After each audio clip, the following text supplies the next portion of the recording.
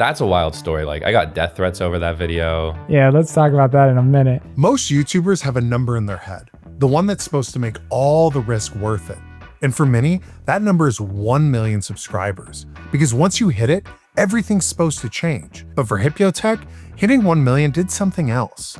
It left him asking what any of this was for. Howdy hey. Howdy hey. Howdy hey. Howdy hey, I'm Dallas, and here at Making It, we share stories of how creators build sustainable careers on YouTube. And today, we're looking at Hipyo Tech, a mechanical keyboard YouTuber who spent years narrowing his life around his videos, built straight through burnout, and finally reached the goal he thought would validate it all. In his conversation with my partners Drew and Travis, he breaks down what that pursuit looked like and what happened when he finally got there. Before the keyboards, before the 1 million subscribers, YouTube was already the thing. I think it was always an aspiration. YouTube was something that like I saw people doing. I thought it was cool, so I wanted to try it out. Like I made Minecraft videos. I made 8-bit remixes. I just had ideas and just uploaded them like all the time. I think my biggest regret is not sticking with something because I was successful right out of the gate and then just kept quitting over and over again.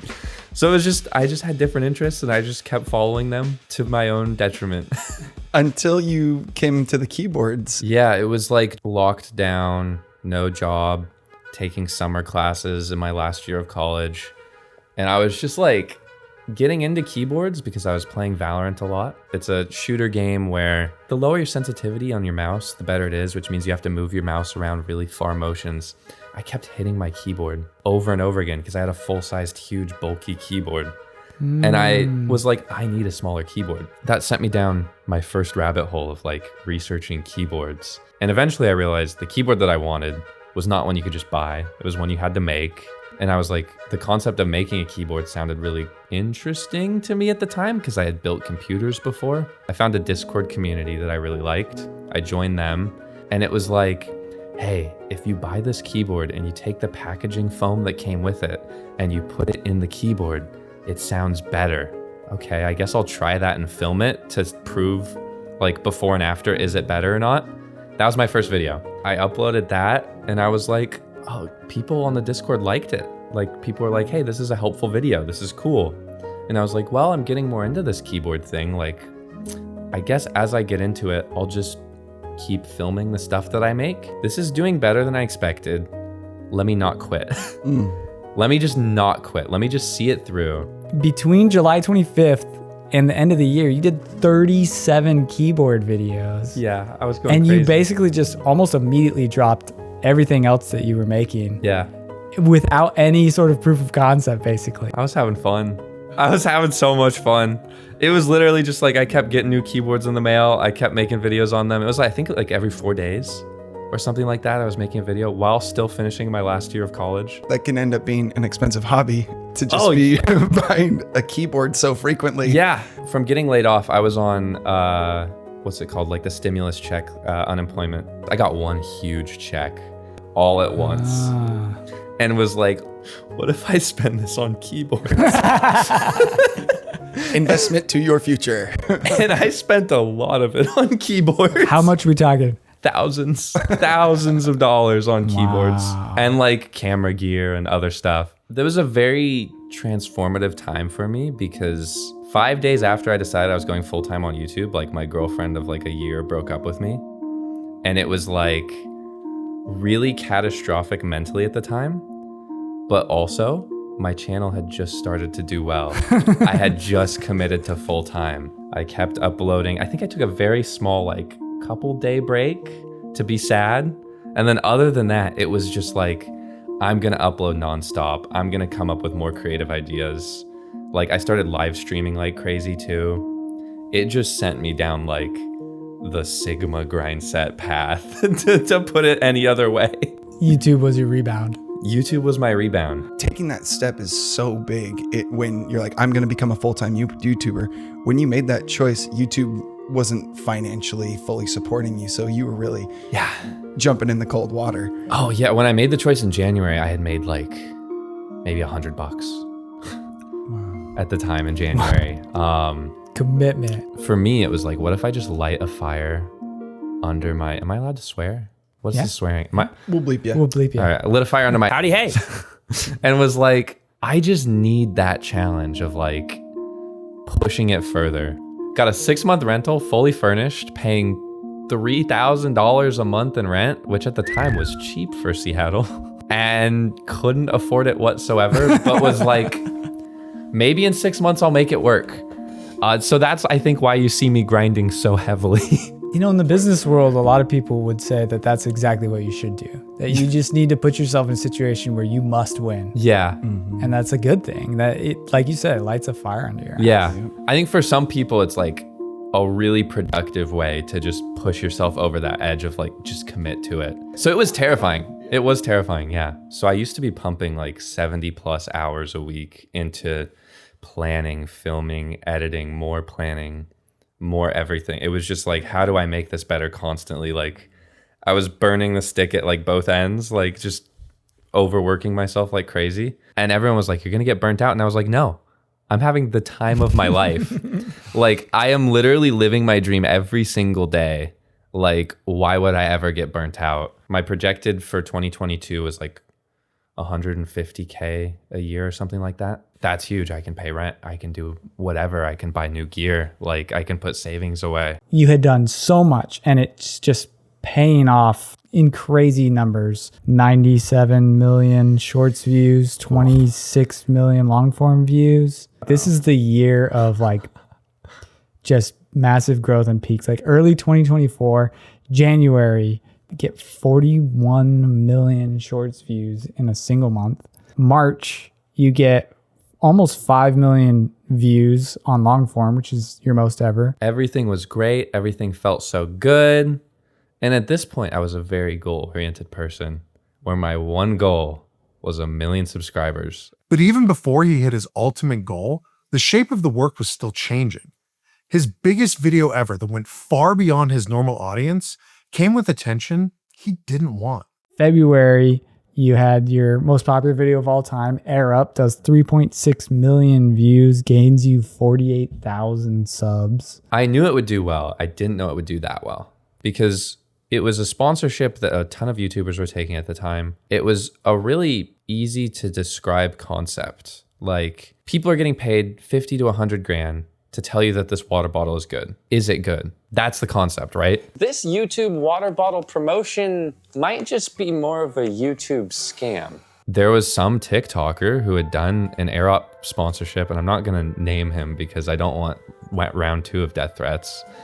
And I messed the money up for him because a bunch of people were like going to people who did Air Up sponsorship videos and harassing them, which I didn't want them to do. I literally said, don't harass the people in my video. But of course, people are gonna harass the people. And this dude made some expose like, this Hipyo Tech guy is lying about everything. Everything he said in this video is fake. It hit his audience, it went viral. Then every single one of his fans decided to go comment on all of my TikToks. But then some of them took it a lot further with like personal DMs and like very typed out death threats.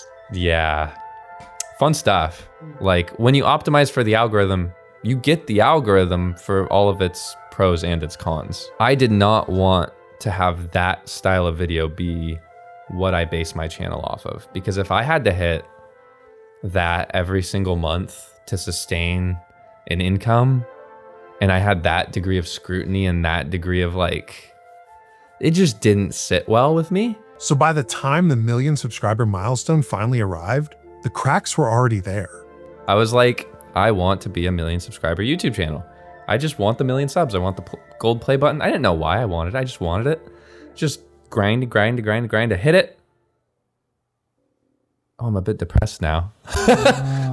Is it like a now what moment? It was like the wind just right out of my sails. Oh. Like, and it hit at the same time that other personal events were happening where it was just like, right around April, I was at like a slump where it was like, what do I do? Like I hit 1 million subscribers. What was I doing it for? Like it suddenly became, I realized what burnout was, where burnout wasn't the amount of hours you were working. Burnout is a lack of fulfillment, where when you're working towards a number and every single day you're getting that fulfillment, you hit the number, you hit the goal, no more fulfillment anymore. I think that's where I went so wrong as being such a goal-oriented person, because suddenly you're just like, all right, what was the point? I hit 1 million. What now? What's the point? And it just like is like earth-shattering. So you'd think at this time, like, I'm gonna be the happiest I am ever. Like, everything's going well. The numbers look the greatest on paper. I'm making the most money I've ever made. It's all going into savings. I was like in a huge slump. Like, every time I opened DaVinci Resolve, I just got dread, where it was like, I'd still have a lot of fun coming up with ideas. I'd still have fun filming ideas, but the moment it came to editing them, I was just like pure dread. In delving into your analytics, I noticed like your content is not evergreen content. For the most part, it's like the return is right away. Mm-hmm. And so that must have been present in your mind too, as you're thinking about taking a break, or maybe like as you're starting to feel burned out through the year, like if I stop, so do the views, so do the subs, so does the money. If I don't take a break, I'm gonna burn out and quit. If I take a break and my channel is dead due to some magical YouTube algorithm hating me, then I was gonna burn out and quit anyways. So it was like kind of a damned if you do, damned if you don't situation, where I was like, I'm just gonna take the break. I'm gonna uninstall everything. I don't care if analytics change because I won't be looking at them. I don't care if something happens or some tweet happens or some Reddit post happens because it's all uninstalled. So I was like, the only thing I care about is like honing in on myself, fixing this stuff. I reconnected with every hobby and creative thing about myself and like friendship that I was just like severely neglecting. Like, I cared about growing my YouTube channel, but I didn't realize how many things I was sacrificing in doing that. Like, interpersonal relationships were just like going down the drain. Like, it just wasn't a great spot. And I had the time to just reflect on all of that and correct all of that. I had reset my trajectory for YouTube into a fun, creative outlet again, rather than just being some arbitrary number I'm working towards. Because to me, it's not about the amount of subscribers, it's about the amount of fulfillment I get out of making that content. And I think that's helped me so much more than just like on a path of total burnout, annihilation, nothing matters, that I was slowly building for myself. I came back with a lot more respect for my time, and also a lot more distance between like me and social media, which I think helped a lot. It's just like way more liberating, like having that distance. So in the long run, taking those 2 months off, do you think that saved you and the channel? Yeah, I mean, and it's like my views are down after that, like on long form, but I don't really care because they're views that are more important to me now. Like, I'd rather have 80,000 views than 300,000 views if it means that I'm making a video that I care about more. Honestly, the greatest thing about YouTube is it doesn't matter unless it matters to you. This is the best way to put it. If you're slamming your head into the wall and you're like, YouTube isn't working and all I want to do is be a big YouTuber, and you've been doing it for that long, you're probably not having fun. And if you're not having fun and if you're not enjoying it, it shows in your content. Like, your problem is your solution. Like, it's right there in front of you. So it's like the creator that does the same thing and stays in the same place. It's like, well, what do you expect? You're jogging in place, or you're jogging on a treadmill. Like, you're not going for a run. You're not getting anywhere. And yeah, I think nobody's a better example probably than you. 1 million subscribers were supposed to prove that it worked, but they didn't. Not because the milestone didn't matter, but because that number couldn't answer the question he was really asking. What it exposed was actually the part underneath it, why he was making videos, and what kind of creator he actually wanted to be once that milestone was no longer in front of him. The goal didn't get bigger, it just stopped being the reason. If you want to hear Hipyo's full conversation, check out this video here. And if you want more stories of how creators actually build sustainable careers on YouTube, like the video, subscribe to the channel. I'm Dallas, this is Making It. See ya.